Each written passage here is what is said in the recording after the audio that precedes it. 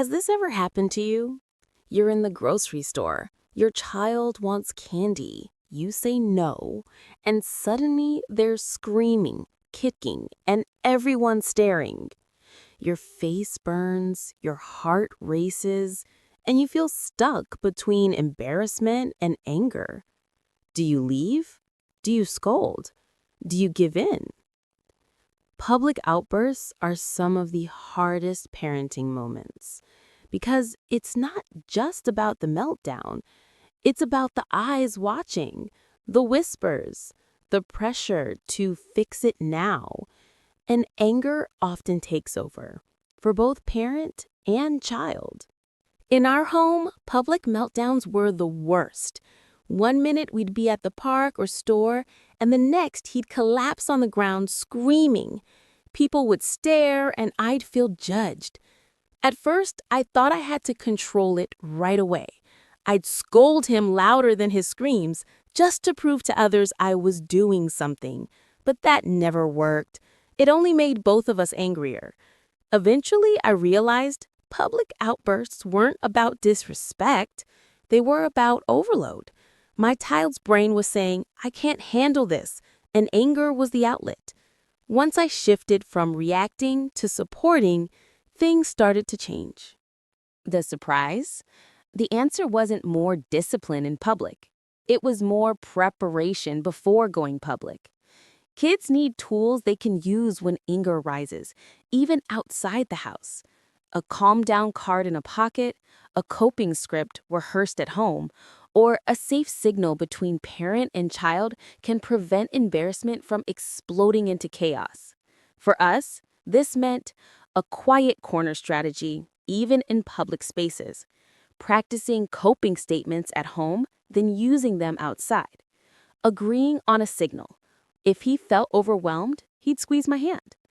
Once we added these supports, outbursts got shorter, and I felt calmer facing them.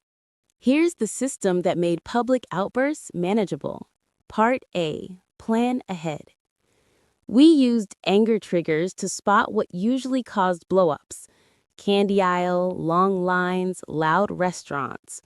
Once we circled them, we could plan resets before going. Part B.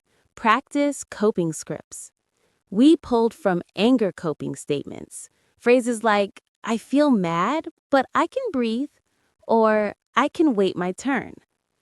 Practicing at home made it easier in public. Part C. Build a public reset plan. We used coping with anger to create portable tools: stress ball in pocket, 3-breath reset before checkout, stepping outside if overwhelmed. Troubleshooting lower thirds. Meltdown at checkout, hand-child coping card. Angry at restaurant, step outside for 2 minutes. Too embarrassed? Focus on calm voice, not on the crowd.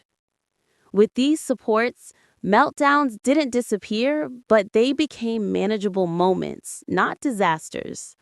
Within 2 weeks, I stopped dreading errands. Outbursts still happened, but they were shorter. Instead of full meltdowns, he'd squeeze my hand, whisper, I'm mad, and take a breath. And I realized people staring didn't matter. What mattered was my child learning skills he could carry anywhere, even in the middle of a busy store. That's why I built a 27-page anger management bundle, because no parent should feel powerless when meltdowns happen in public. Inside, you'll find anger triggers worksheets, coping statements and scripts, coping with anger reset ideas, and tools to prepare before big outings. It's ready to print today. Start small, print anger coping statements and keep one in your bag. Or fill out anger triggers tonight to prepare for tomorrow's errands. Comment public or calm below. Tell me which page you'll try first. Tomorrow in day 9, we'll cover homework stress and anger, why frustration with schoolwork explodes, and how to build calmer study habits.